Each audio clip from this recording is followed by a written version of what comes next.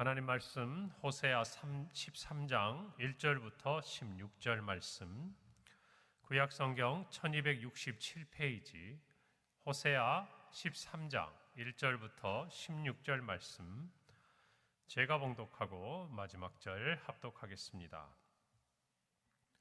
에브라임이 말을 하면 사람들이 떨었도다. 그가 이스라엘 중에서 자기를 높이더니 바알로 말미암아 범죄함으로 망하였거늘 이제도 그들은 더욱 범죄하여 그 은으로 자기를 위하여 우상을 부어 만들되 자기의 정교함을 따라 우상을 만들었으며 그것은 다 은장색이 만든 것이거늘 그들은 그것에 대하여 말하기를 제사를 드리는 자는 송아지와 입을 맞출 것이라 하도다. 이러므로 그들은 아침 구름 같으며 쉬 사라지는 이슬 같으며 타작마당에서 광풍에 날리는 쭉정이 같으며 굴뚝에서 나가는 연기 같으리라. 그러나 애굽 땅에 있을 때부터 나는 내 하나님 여호와라. 나밖에 내가 다른 신을 알지 말 것이라. 나 외에는 구원자가 없느니라. 내가 광야 마른 땅에서 너를 알았거늘 그들이 먹여준 대로 배가 불렀고 배가 부르니 그들의 마음이 교만하여 이로 말미암아 나를 잊었느니라.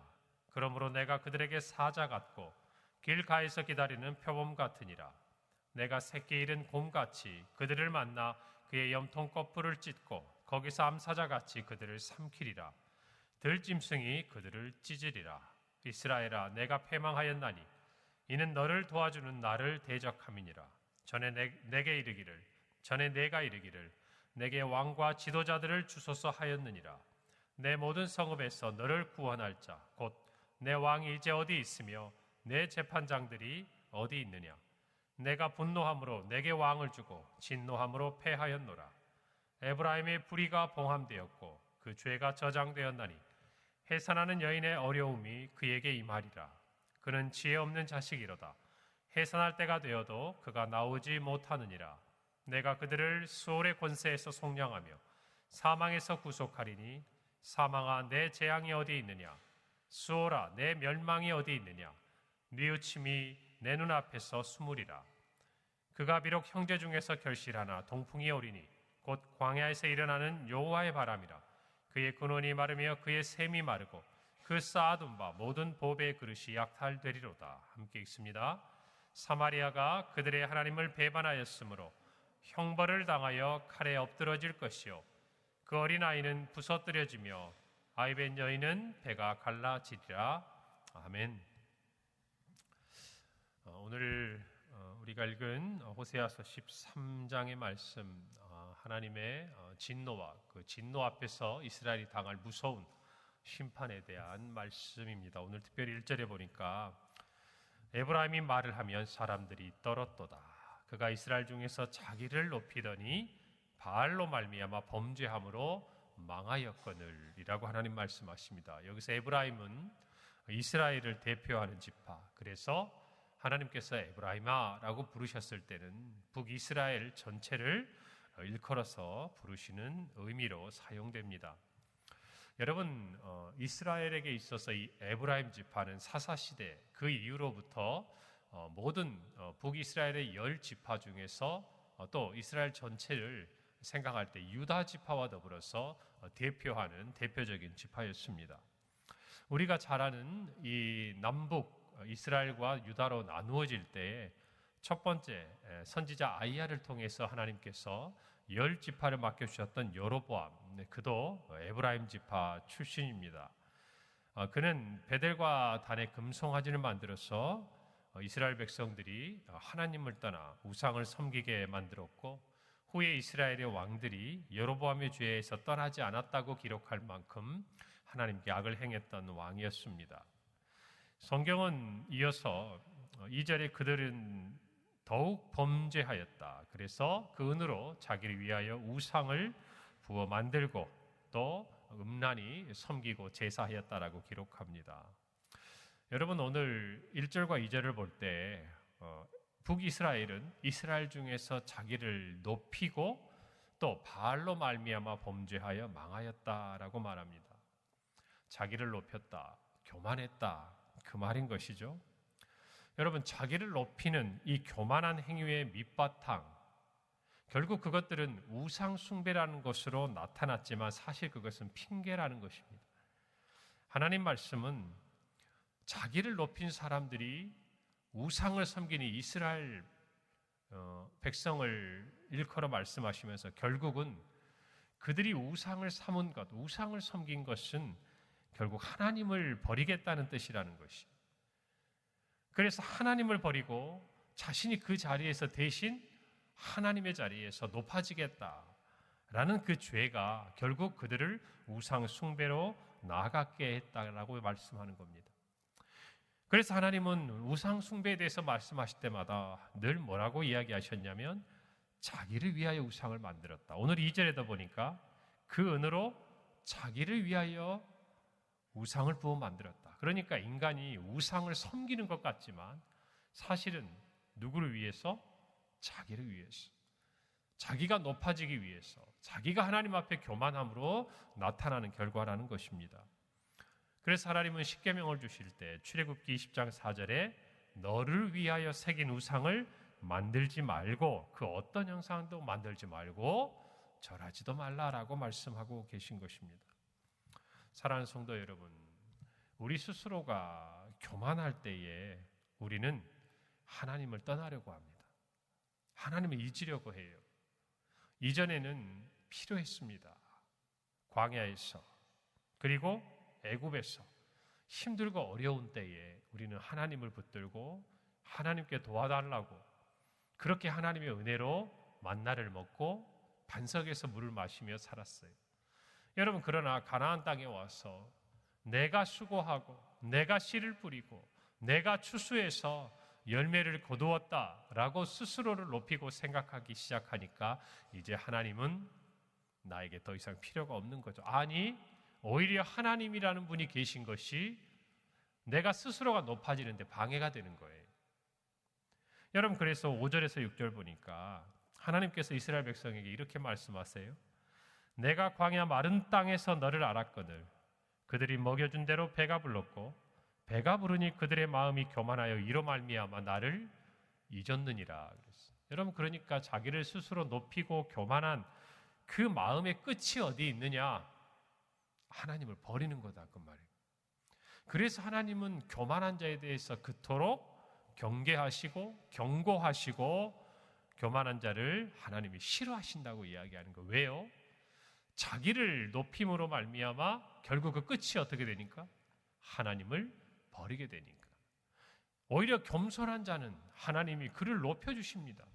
여러분 잘 아셔야 돼요. 하나님은 저와 여러분들을 낮추시는 분이 아니에요. 때로 우리를 낮추신다면 이유가 있어요.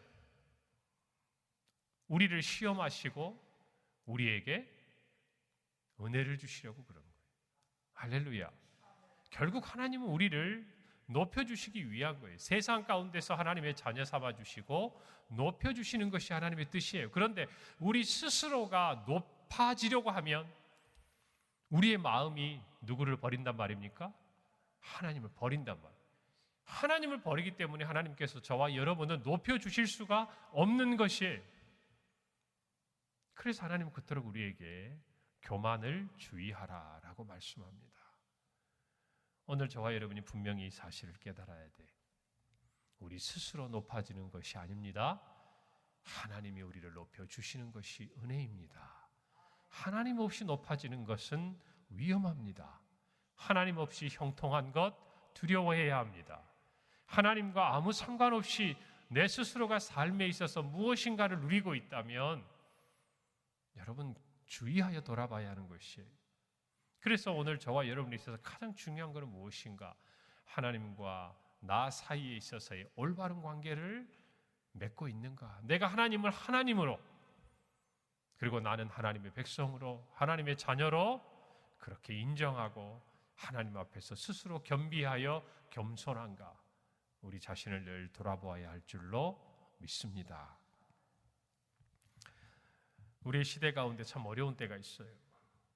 하나님 말씀하세요. 5절에 내가 광야 마른 땅에서 너를 알았다. 그리고 너희들의 배를 부르게 했다는 것이. 여러분, 우리는 광야 마른 땅에서 만난 하나님을 잊지 말아야 합니다.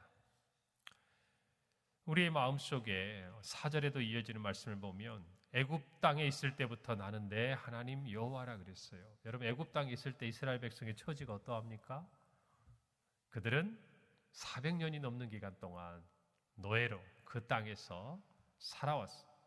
잠시 잠깐 얼마의 기간 동안 그 요셉을 기억했던 그 순간까지 그들은 애굽 땅에서 살만했어요. 그러나 요셉이 애굽뿐만 아니라 모든 사람들의 그 생명을 구원해 준 그것을 잊어버린 그때로부터 그들은 노예에게 시달리고 노예와 같은 삶을 살았습니다.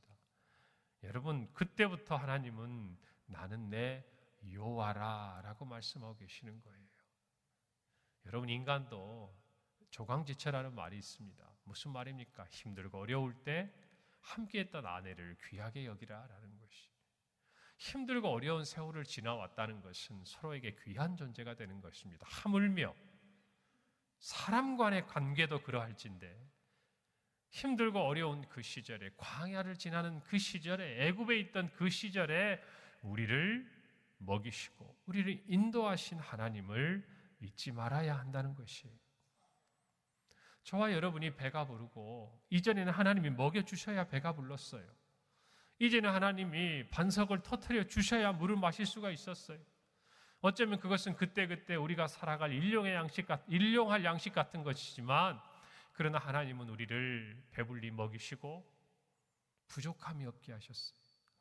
그런데 하나님이 은혜를 주셔서 우리가 땀 흘리고 우리가 수고하여 무엇인가를 작은 것이라도 얻게 되면, 성경은 그것이 하나님으로부터 말미암아 얻은 것이라고 누누이 이야기할 뿐만 아니라 그 땅도 하나님이 주셨고 이른 비와 늦은 비를 통해서 그 모든 곡식도 하나님이 주신 것이 분명함을 말씀하셨지만, 이스라엘 백성들은 계산이 되고 미래에 대해서 측량이 되고 예상이 되는 범위 안에서 자기의 삶이 이루어지기 시작하니까 하나님이 필요가 없는 거예요. 그렇게 스스로 느끼고 하나님을 버리는 거다 그 말. 오늘 저와 여러분은 애굽에서 만난 하나님을 잊지 말아야 합니다. 마른 땅 광야에서 만난 하나님을 잊지 말아야 합니다. 그 하나님을 잊지 말아야 가나안 땅에서도, 젖과 흙이 흐르는 그 땅에서도 하나님의 은혜는 우리에게 한결같이 임하는 것을 우리는 체험할 수 있습니다. 하나님을 떠나고 하나님을 잊어버린 사람들의 그 결말이 어떻게 됩니까? 3절이에요. 아침 구름 같고 쉬 사라지는 이슬 같고 타작마당에서 광풍에 날리는 쭉정이 같고 굴뚝에서 나가는 연기 같고 흔적도 없는 거예요. 흔적도 없어지는 거예요. 해가 뜨고 나면 다 사라지는 것. 잠시 잠깐이면 사라지는 것. 시편 1편 마지막 절 말씀처럼 악인은 오직 바람에 나는 겨와 같이, 그 당시에 그가 힘 있는 것 같고 그가 스스로를 높이는 모습이 영원할 것 같지만 그 순간이 지나면 흔적도 없이 사라지고 마는 것이 악인의 결과라는 것이에요.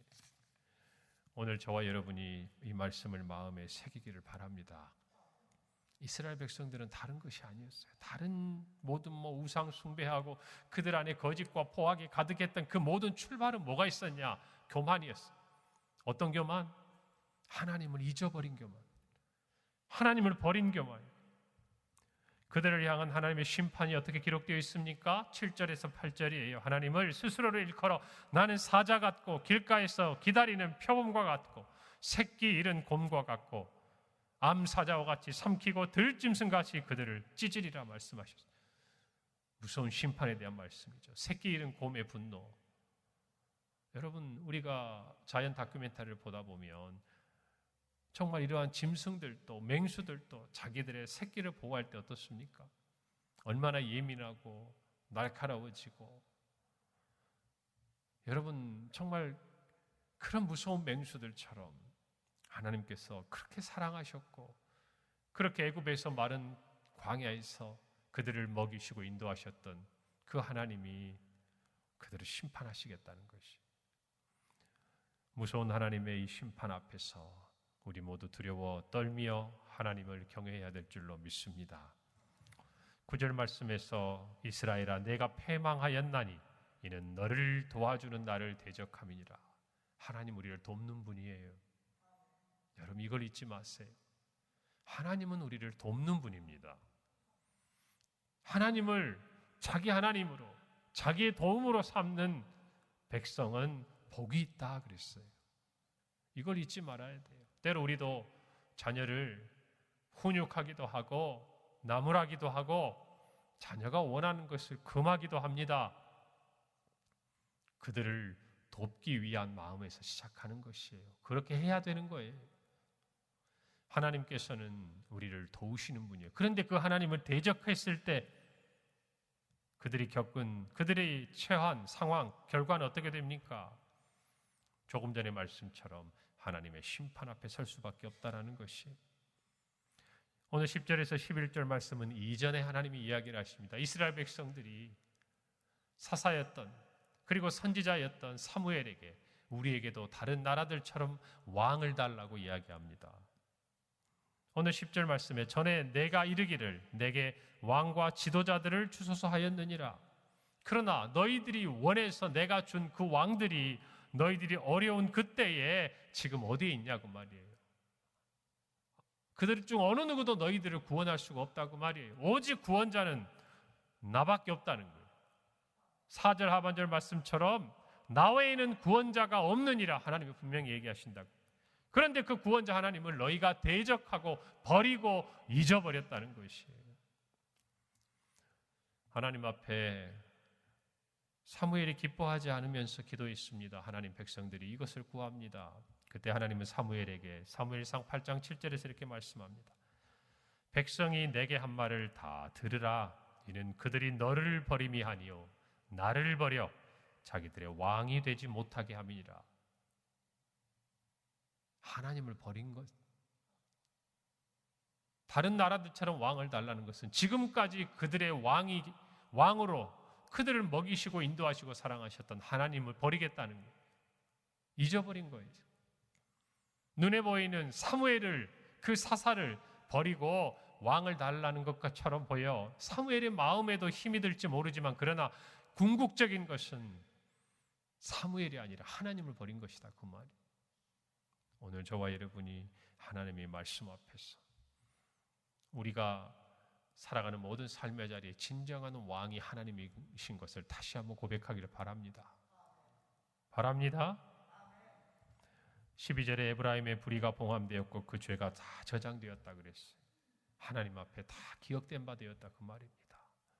두렵고 떨리는 마음으로 우리가 하나님 앞에 무엇인가 잘못한 죄가 있고 일이 있거든 회개하고 고백하고 자복하고 하나님의 정말 사하심의 은혜를 입는 저와 여러분이 되기를 바랍니다. 감추지 말아야 돼요. 거짓으로 어제 말씀드린 대로 속임수로 하나님 앞에 나가서는 안 돼요. 솔직하게 진실하게 하나님 앞에 나아갈 때 하나님 우리를 치유하시고 사하시리라 믿습니다. 오늘 북이스라엘이 처하게 될 그 두려운 심판 앞에서 우리 모두 우리의 도움 되시는 하나님을 진정한 왕으로 삼고 경외하며 믿음으로 살아가는 한날이 우리 평생이 되기를 간절히 바랍니다. 기도하겠습니다. 하나님 아버지 은혜를 감사합니다. 하나님이 우리를 애굽에서 광야 마른 땅에서 어떻게 사랑하셨는지 잊지 않게 도우시고 스스로가 높아져 하나님을 버리는 죄를 범하지 않고 진정한 우리의 왕은 하나님 분이심을 고백하며 이 세대 가운데 믿음을 지키고 하나님이 이 나라의 왕이 되시고 우리 교회의 왕이 되시며 주인이 되시며 우리 가정의 인도자가 되시며 우리의 삶의 주인이 되심을 다시 한번 믿고 고백하는 우리 모든 성도들이 되게 하여 주옵소서. 예수님의 이름으로 기도합니다. 아멘.